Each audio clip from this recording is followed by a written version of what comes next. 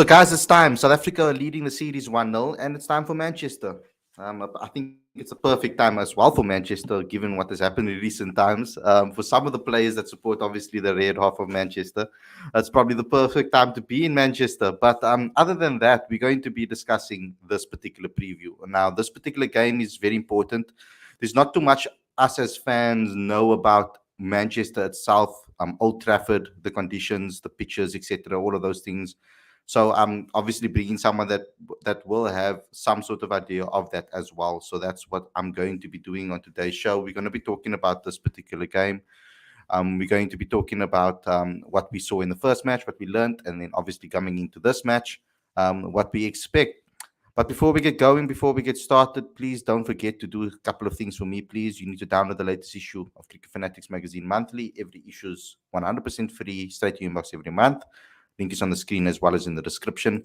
And you can also help us promote and grow South African cricket by becoming part of our Patreon account. You can go there. The link is in the description as well. But smash that like button too. Very important you do so. And let's get straight into today's preview. I'm looking forward to discussing this. And obviously, we have a guest on the show as well today. So I'm really excited to have Rory Kleinveldt with us as well. It's going to be excellent to get his insight into things, especially as well from both a batting and a bowling perspective. We'll probably get some insight from both as well. So let's get straight into this.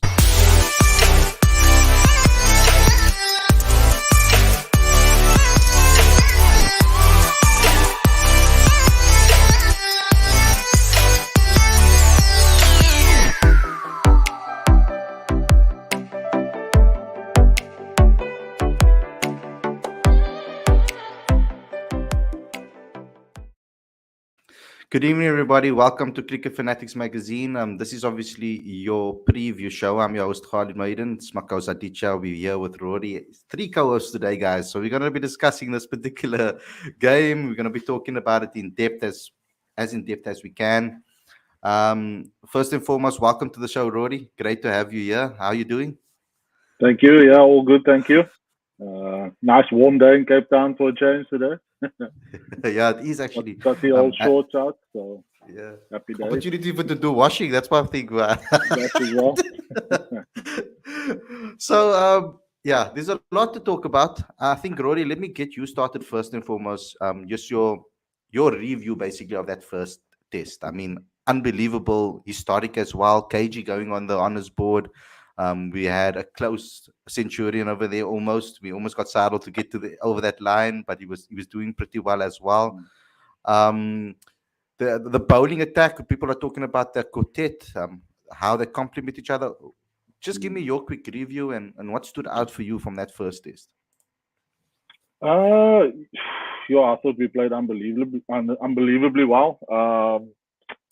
Especially the bowlers thought they set the tone in the first morning of the game.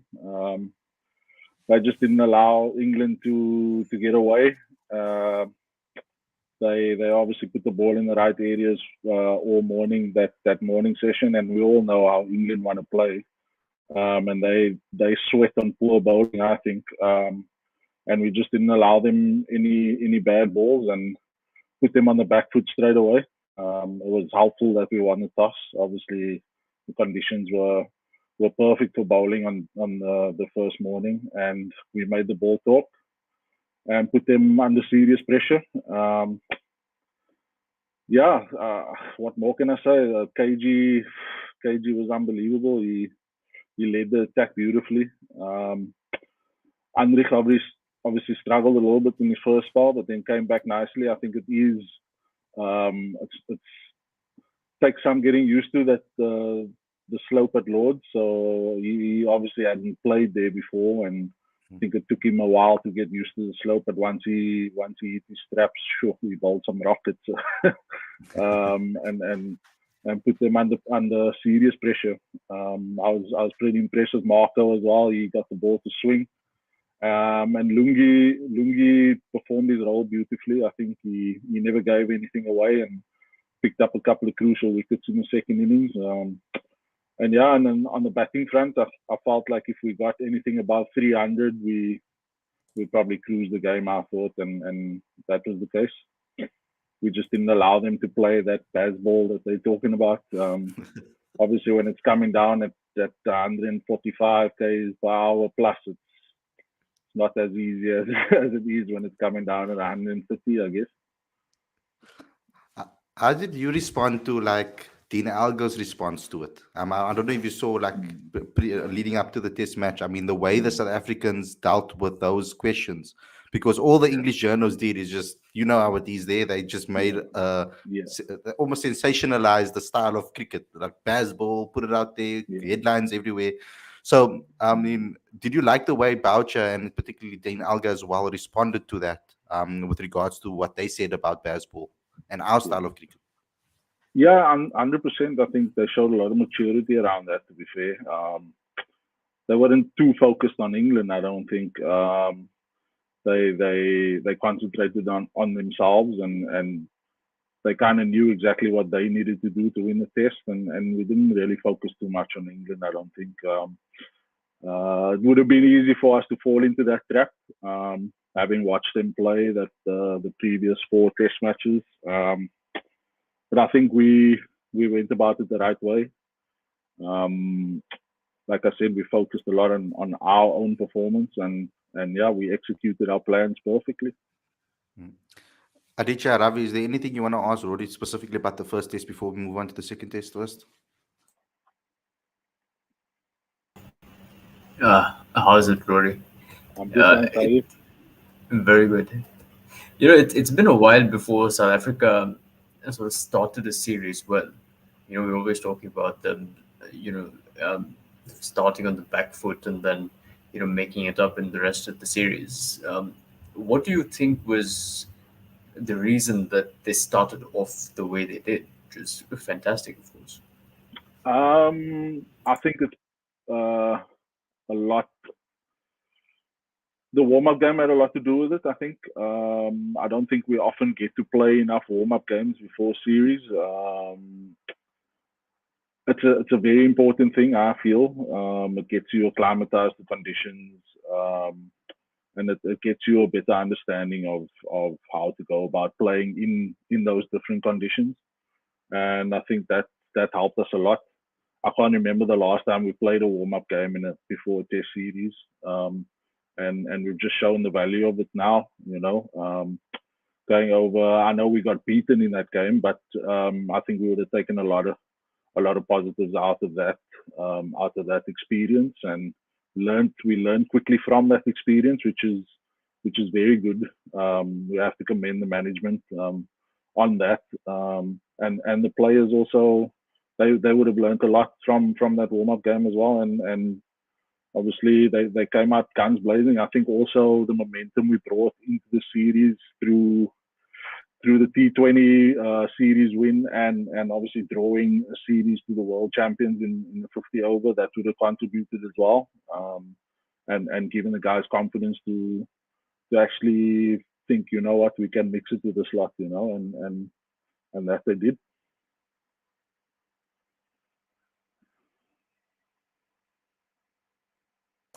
Ravi, come on, you know the drill, bro. You know you must. No, I don't. I don't know the drill, man.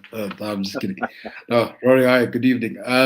Just from my side, like, I think it's very difficult to call on negatives in a game where South Africa defeated England in the space of 3 days, right? But in your opinion, what were the things that the Proteas needed to actually work on leading up to the second test? I mean, we'll probably talk about selection just now, but in terms of the existing 11 that went out to play in the first test, what do you think should actually be worked on, if there is any room for improvement?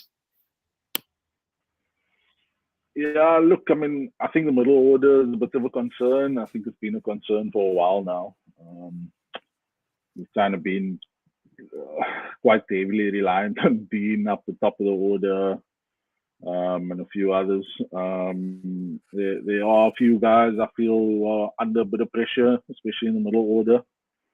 And they need to come good. Unfortunately, there are guys who are waiting in the wings as well. So they gotta put their hands up and put in some match-winning performances. But I'm sure they'll take the confidence from Lords and hopefully those guys who are under pressure will kick on from that. They would have learned a lot from the Lord's Test match, and hopefully taken that learnings into the next test. Okay, so let's move on to the second test because that's what we all here for. I mean, we've done a review show on everything already, but Rory's insight is a lot more in depth than what we could have given as fans. So thank you for giving us that insight into the first test. But let's get into the second test, Old Trafford. I looked at some of the stats to start off with. According to this from Crick Buzz, we have a couple of stats over here to show us about 82 matches played. Batting first, 32 people have won batting first. Matches bowling first, only 15. And the average first inning score, 335. Average second inning score, 268. It gives us some sort of indication. And if you look at the last two as well, average third inning score, average fourth inning score, quite low as well.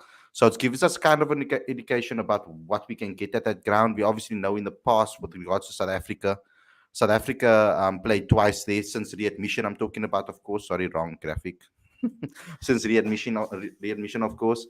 And 98 and obviously 2017. Now, a draw and a loss over there. It's not really something that South Africa is going to be very happy about playing in Manchester. But we had some conversations with Aaron, our English guest. He couldn't make it tonight on today's show. He said he'll try to obviously get onto the review shows, but he has other podcasts to do. But he mentioned that because of the recent heat wave in England, Manchester might be a little bit different to what we expect.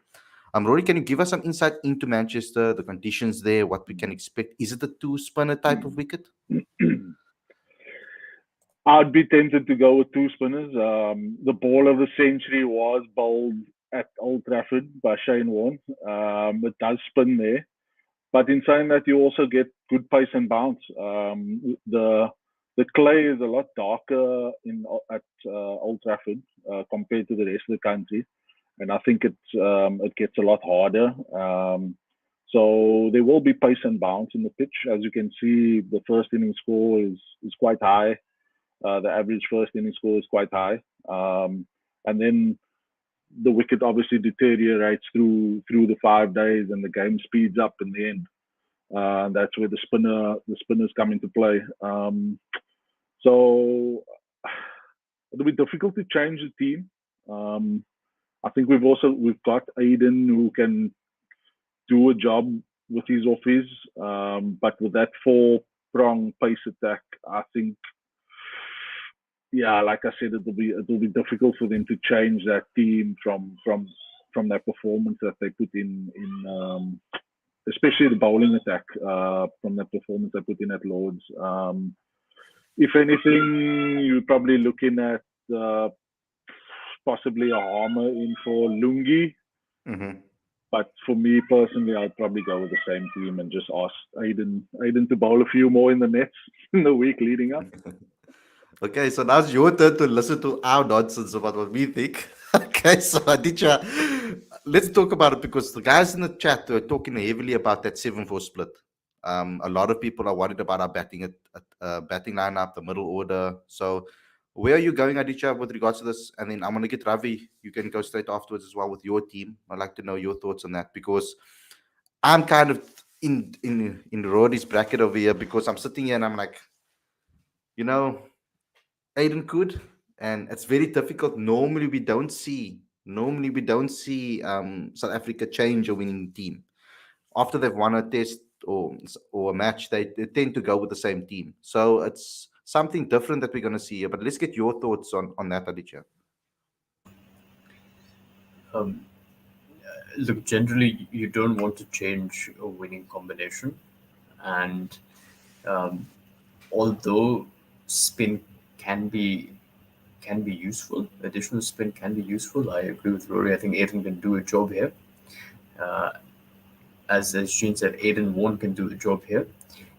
But actually, my focus here is on the batting because if I remember correctly, it was at the Old Trafford where Quinton de Kock was promoted to 4, and he played a match-defining 68. On a difficult pitch, he really took the English bowlers apart, and it sort of swung the momentum in South Africa's favor. And I feel like that to me is the key, because this seems to be the sort of wicket where you need to score quickly because there's going to be a ball that has your name on it, and you want to make sure you score as many as possible before that one gets to you. Um, so I'm thinking a lot about the batting approach, but having said that, um, I think it's in these days it's a bit risky to go in with anything less than five bowlers in Test match. So yeah. Okay, let's get your thoughts, Ravi, and then we're going to get into Keshav's thoughts. He spoke in a press conference earlier today. I've got the video for us. We can maybe listen to some of it and analyze that too. Maybe we can get some insight from him. But Ravi, what would you do with regards to that lineup? Yeah, it's a tough one, Khalid, because I mean, again, we've got a bowling attack that managed to achieve the not necessarily the impossible, but something that certainly wasn't expected to wipe out an informed England team in the space of 3 days. So I don't see the Proteas changing the lineup, and I would agree with Rory that Aiden was going to get some stretches in and do a bit of bowling. I'm not sure how Keegan is with the ball either, but I think we're going to see maybe some cheeseburger pies, just full toss to Johnny Besto, get his eye in a bit there. Rory, from a fast bowling perspective, you think we okay? We cover our bases if we display the same team. 100%. I mean, I didn't even mention Keshav. He's become such a world-class performer for us, if he has any kind of runs to bowl to in the second innings, I think he's done it before in the past where he's bowled teams out and won test matches for us. So look, I mean, our seamers, they're all very skillful bowlers. I think reverse swing, if it stays dry, if it doesn't rain for 5 days, I think reverse swing could come into play at Old Trafford, just because the wicket is quite abrasive. Like I said, the type of bully, it's a lot harder than the red clay. So it could stuff the ball up early, and we could see some reverse swing later on in the test match as well. And we've got the bowlers who can exploit that. I think we've got KG and Anna running in and reverse swinging the ball at high pace. We're going to put them under massive pressure as well that way. So yeah, I think we've got all our bases covered. We've got a left arm seamer who can create a bit of rough for Aiden as well.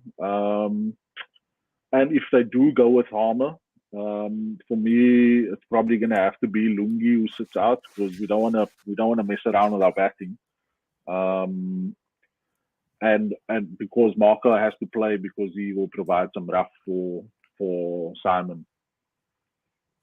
Now, I think a lot of the fan base, that makes sense. and I think, yeah, it does make sense.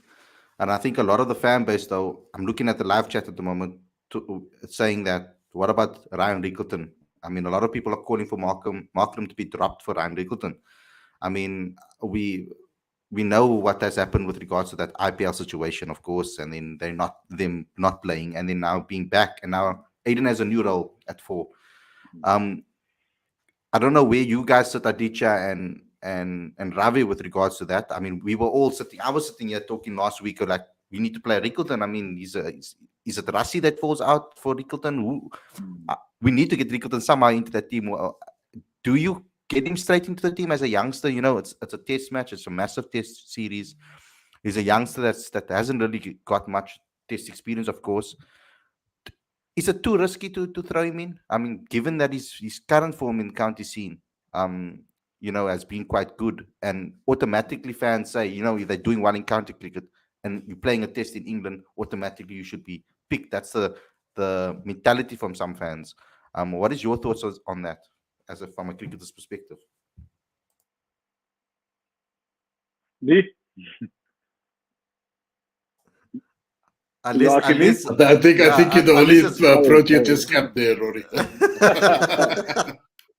Yeah, look, I mean, again, like I think it's a massive gamble just to throw someone in there, especially after we've won so convincingly. I think they'll just stick to tried and tested, try and win the series. They need to try and win the series in this test match. I think if England get their tails up and win this one, I feel like we could be in danger of losing the series. So we got to try and do everything we can to win this test match. And I just feel the same 11 should be able to do the job again this week. Get Markram bowling some overs in the nets, like I said, and stick with that batting lineup and that bowling attack. And I think it should be too good for England, to be honest. Cool. So pretty simple for Rory. You've heard Aditya, you've heard Ravi's point of view. I'll make one change, and it might be a little bit controversial, but I'll probably bring in Ryan Rickleton. Either they must decide whether they're going to do it for Aiden or for Rassie. I don't know where at the moment, but I'd like to see him play in England now, get a chance, get an opportunity. Maybe it can give us a little bit of an energy booster in that middle order and really help someone like Calverena as well, take the pressure off him as well as a wicketkeeper batter. And that's just my point of view. Let's first see quickly what the weather reports look like. So far, when I typed it in, Googled it, guys, starting on Thursday, obviously this test match, it's only looking like the last 2 days there's going to be some rain.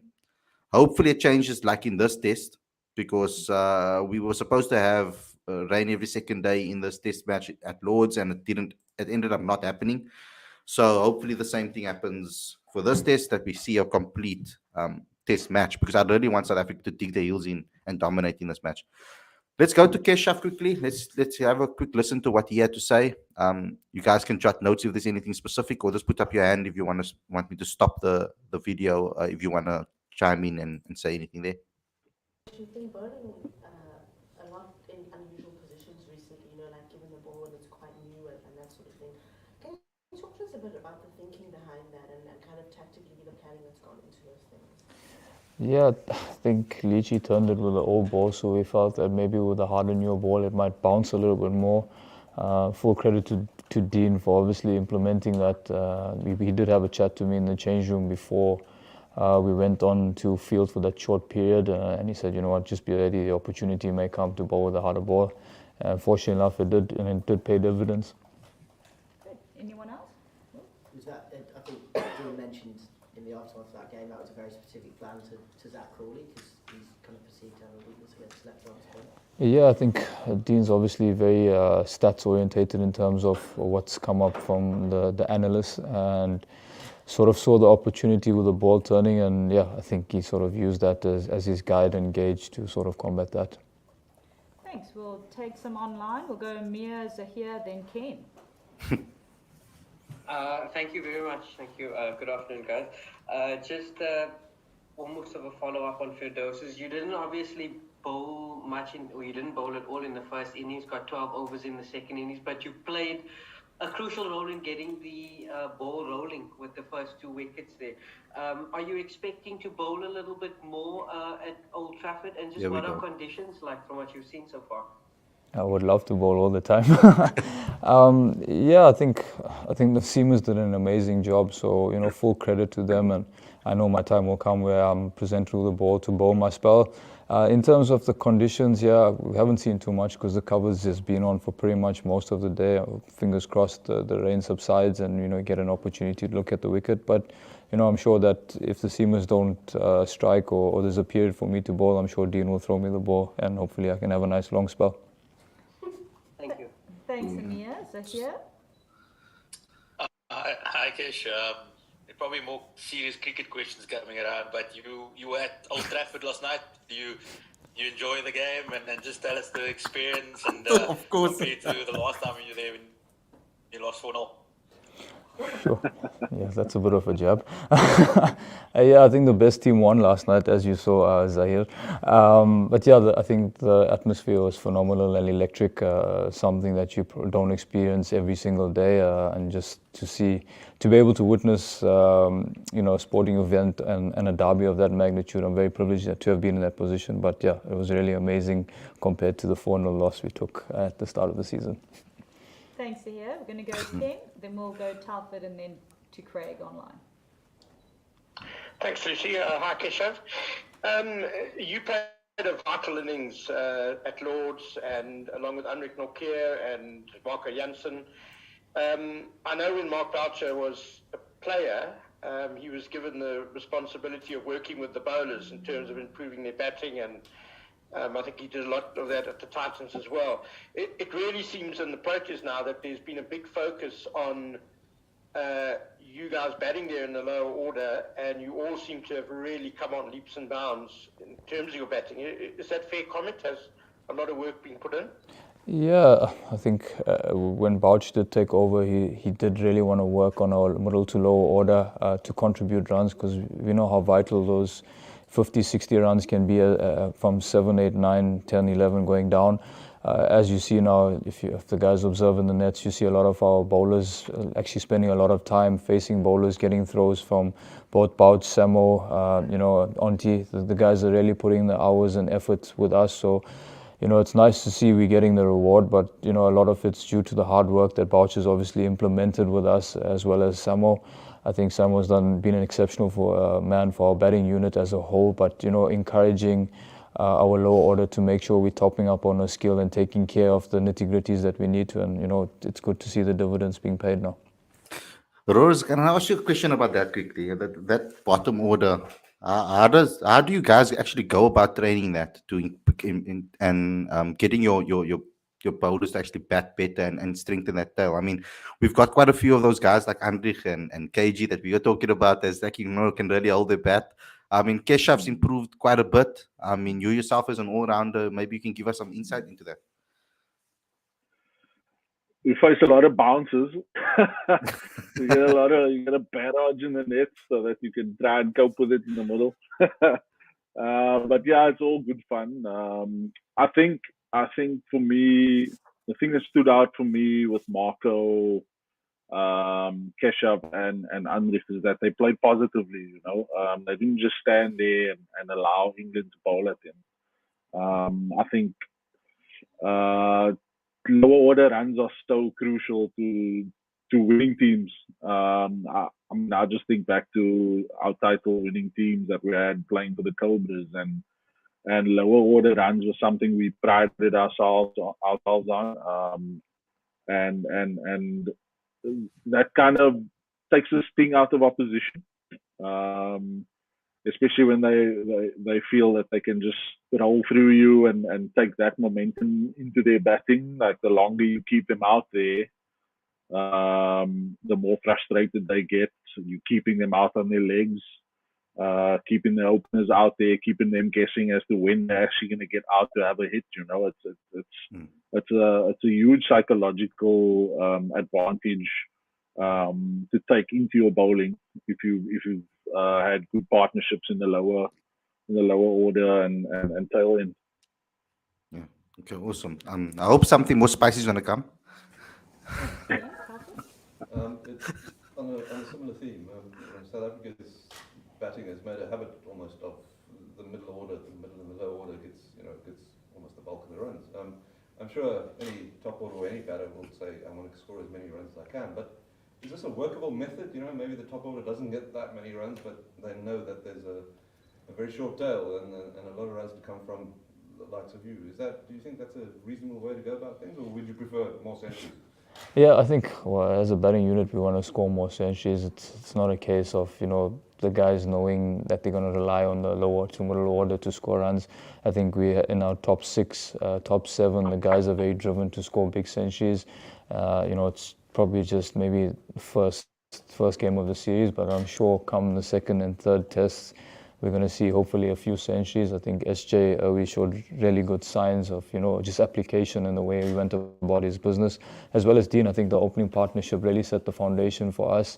I think the middle order as well probably didn't fire in this test, but we know the quality they possessed, and they've been working really hard. I think the game in Kent, they showed amazing signs of what they can do, and it's just about implementing, which I'm sure they will get right for this test match. Thanks. Craig?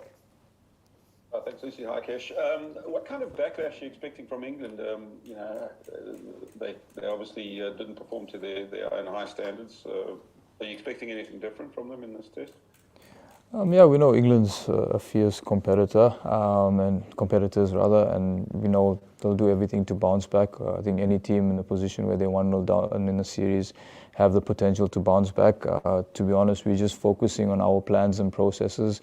It's pretty much what we did the first game in terms of how we executed and how we went about our cricket, and hopefully we can replicate much of that in this test match and be on the winning side of things again. Cool. We're going to take the last couple from the floor and the last couple from online. So we'll start on the floor. Are there any particular memories from the test match here in 2017 that you're bringing to this game? We lost that test match, so not too many memories. But yeah, I think as a batting unit, we did relatively well in the second innings here. Obviously, the first innings didn't go according to plan, but I think there's not many people that have played a test match here at Old Trafford, which is a good thing. You have that youth and energy bringing back, and people coming sort of from a clean slate as such. I think if you look at Lords, it was pretty much a similar situation where I think a handful of us had actually played at Lords previously.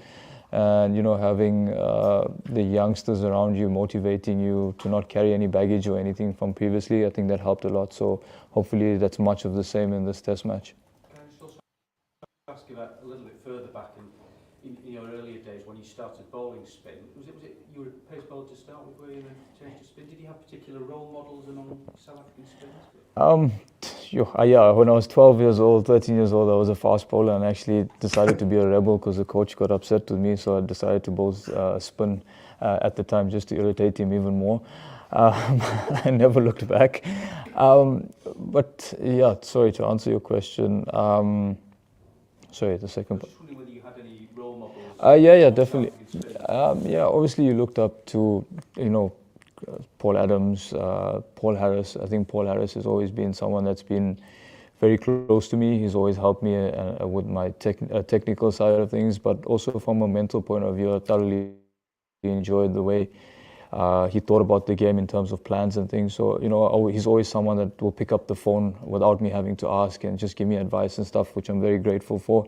And then obviously internationally, you have your various other spinners, the late Shane Warne. I think the way he outsmarted batsmen through his character and persona is something that, it's hard to find these days in cricketers or any sportsman. So, you sort of look into that and use that as your guide. Thanks, Feroz. Kesh, you were here in that 2017 run, as you said, didn't go according to plan. What's different this time, do you think? Yeah, I think we're more sound as a unit. I think we know what to do and go about our business a lot better, and there's more clarity and role definition within the team. And I think that's been Dean's sort of go-to mantra from the time he's taken over as the Test captain. I remember we had meetings before we left to the West Indies as his first official tour, and there was a lot of clarity put into place. And I think the guys just needed that clarity, and you chose in our performances in the last, call it, 2 years, I'd say, or a year. So it's been really good to see, and I know he's a driven character. He's a very straightforward character. And I think that's what the guys needed in this team environment, just a little bit of a shake-up, and it's sort of paying the dividends that it needed. I think there's a lot of youth, so there's a lot of guidance from Dean as well. I think his character and persona obviously feeds off onto the youngsters, and things are in line from a discipline point of view and a culture point of view, and it's showing in performance now. Great. We're going to take the last two questions from Mark and then wrap up with Kanyiso. Can I just follow up on Craig's question about potential English backlash? Do you feel that the margin of the victory gave you a super psychological blow? Do you feel you kind of really hurt them in a confidence kind of way, and that they're going to be a little bit edgy coming into this test? I'd like to think so, but having said that, I think they've played some really good cricket and fought themselves out of situations where they were probably not in favour of winning test matches and test series in the last year. So to answer your question, I don't really think so. We know what they're capable of. They have some really world-class players within their team, but I think we're just going to focus on our job at hand and, like I said, hopefully come off on the winning side of things. Thanks, Mark. And then finally, Kanyiso. Thank you very much, Mr. Keshav. Good afternoon and good afternoon to everyone there. Keshav, how are you guys as a team processing the new Future Tours program and how it has cut down test matches and so on and so forth? Sure, I haven't thought that far ahead because we're so engaged in the test matches. Yeah, but I think the decisions made by the board and whoever's put up the fixtures is for the best interest of cricket, more especially in our country. So they're the deciders of that, and we just here to play the game. So yeah, sorry, I can't answer too much more than that because I'm actually not quite sure of the fixtures that we have ahead. Cool.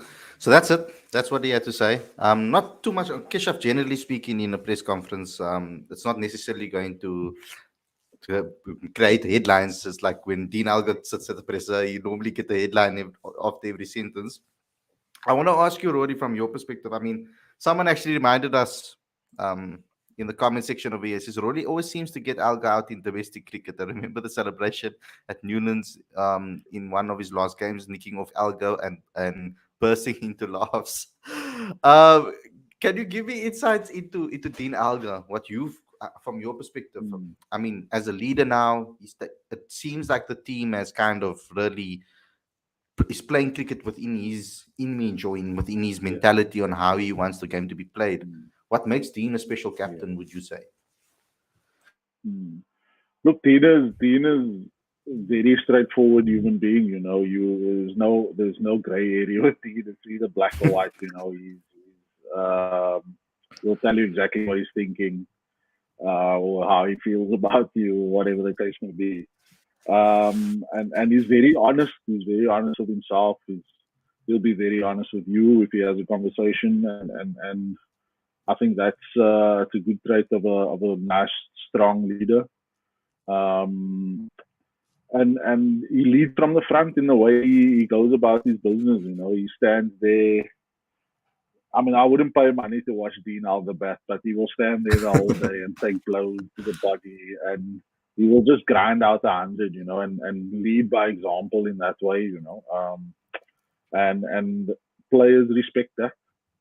If they see your captain who's out there fighting for his life or fighting for the team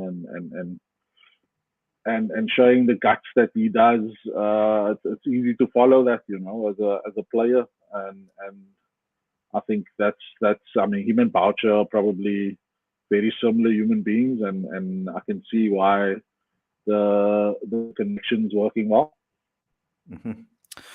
Okay, cool.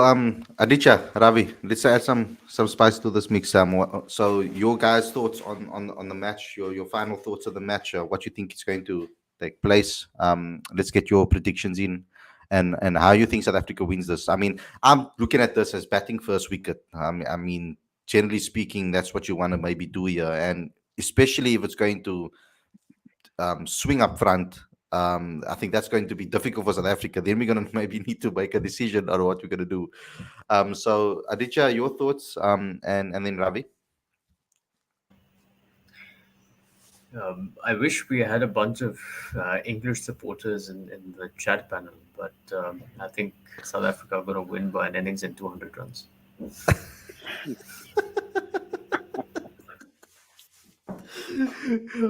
Yes, to say something outlandish. Okay, Ravi, what's your thoughts? No, I think it's going to be a little bit more competitive on the English front, and I'm sure the English fans that are watching the show would love to hear that. I think it will definitely go to the fifth day, which I'm looking forward to at least. And yeah, I would say 2-0 South Africa on this one. I mean, Rory, there's not too much talk about Bazball for this one because we clearly shut him up on the Bazball in the first one. So how do England maybe get the edge over South Africa in this one? I don't know if you really want to give them any tips, really, I would say. But who do you think South Africa, let's rather say, who do you think South Africa should really look out for in this one? Let me rather put it for a place in that. I think the toss is going to play a big part in this one, to be honest. Yeah. If we can win the toss and bat first obviously under nice conditions, I think it will go a long way towards us winning this test match. I think Joe Root is obviously a big wicket. If we can get him early, I think they'll fall like a pack of cards, to be honest. I read something in the week that Brendan McCullum said that they're going to try and go even harder than they did at Lords, which which is quite interesting. I think the 200-run win could be on the cards if that's the case, to be honest.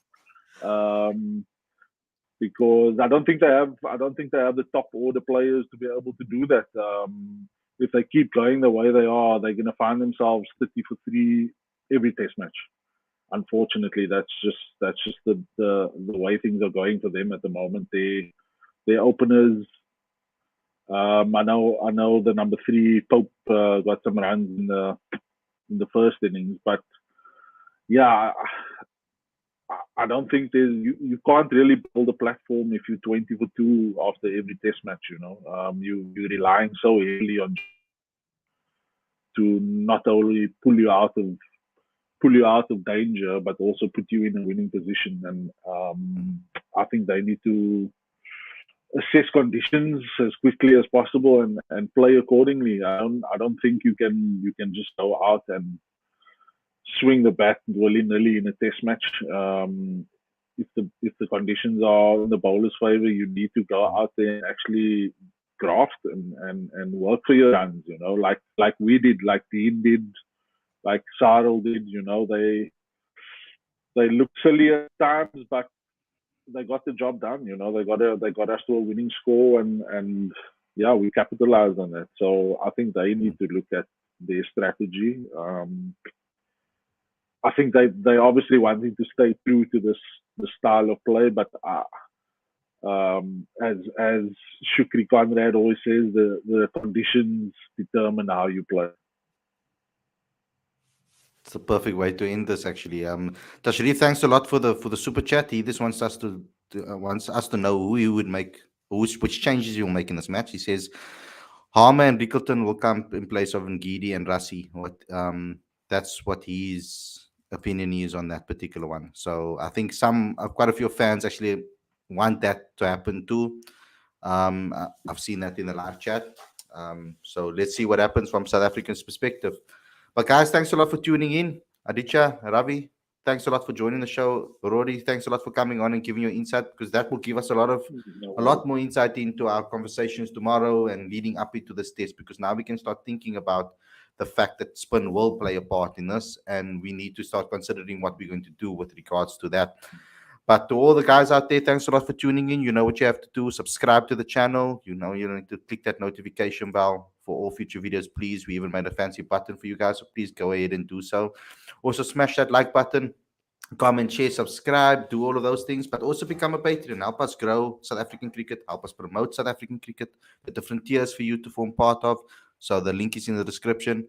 And also download the latest issue of Cricket Fanatics magazine. It's 100% free. Every single issue, straight to your inbox every month. Link is on the screen as well as in the description.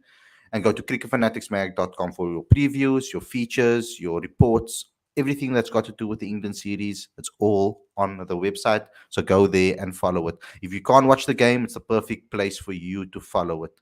Thanks a lot for watching, guys. We'll see you guys again tomorrow with another daily show. And we'll probably look at Dean Alger's press conference, if it is going to be that leading into this second test. Thanks a lot, guys. Take care and enjoy the rest of your evening. Peace.